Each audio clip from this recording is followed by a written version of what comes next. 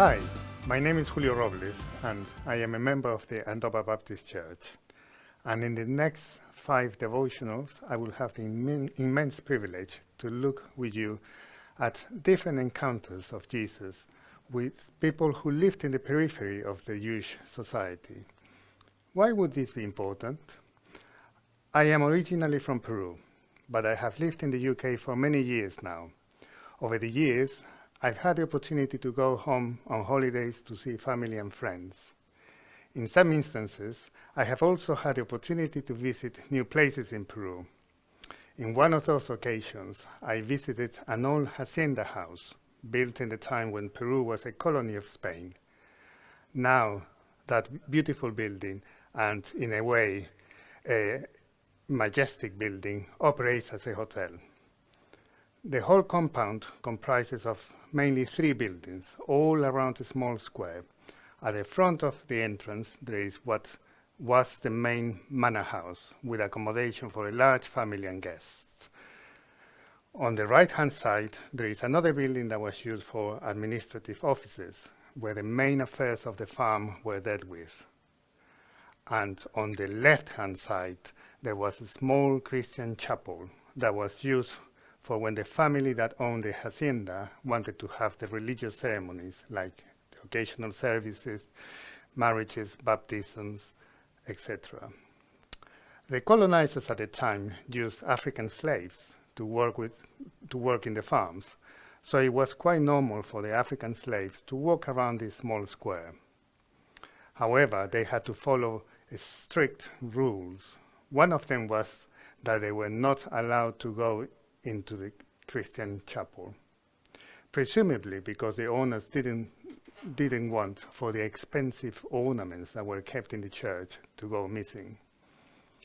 The interesting thing was that the punishment for a slave that was found had gone into the chapel could even be the death penalty.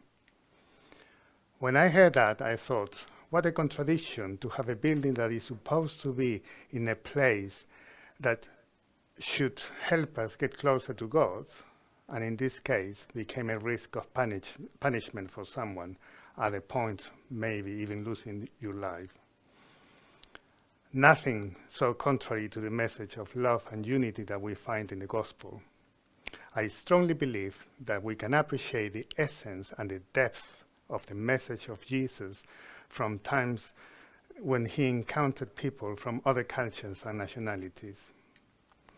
Paul, one of the writers of the New Testament and a follower of Jesus, wrote in his letter to the church in Ephesus, speaking about Jesus' message to Jewish and non-Jewish people. We can see this starting in Ephesians chapter 2, verse 14. For he, meaning Jesus himself, is our peace, who has made the 2, Jewish and non-Jewish groups, one, and has destroyed the barrier, that the dividing wall of hostility. His purpose was to create in himself one new humanity out of the 2, thus making peace, and in one body to reconcile both of them to God through the cross, by which he put to death their hostility. He came and preached peace to you who were far away, and peace to those who were near. For through him we both have access to the Father by one Spirit. The Bible is very clear.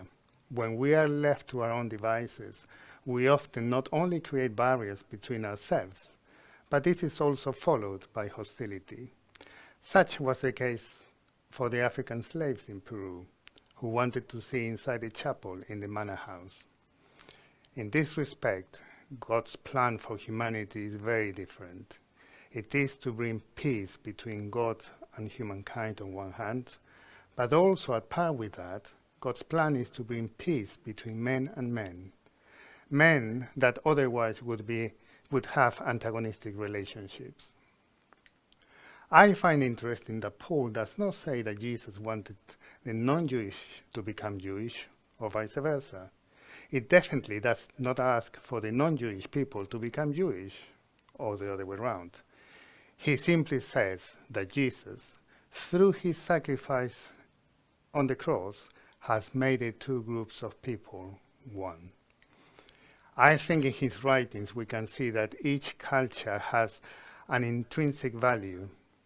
The issue seems to be that at the same time each culture has a limitation that takes us apart from God and apart from each other.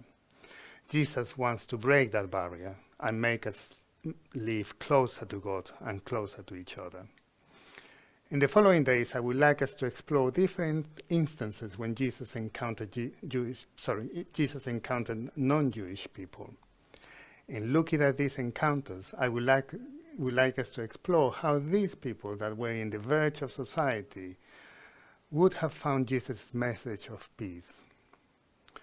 The song for today is a very well-known song here in the UK. Hopefully you will recognize it because it will be in Spanish so that you have a taste of what it's like to be in a foreign country.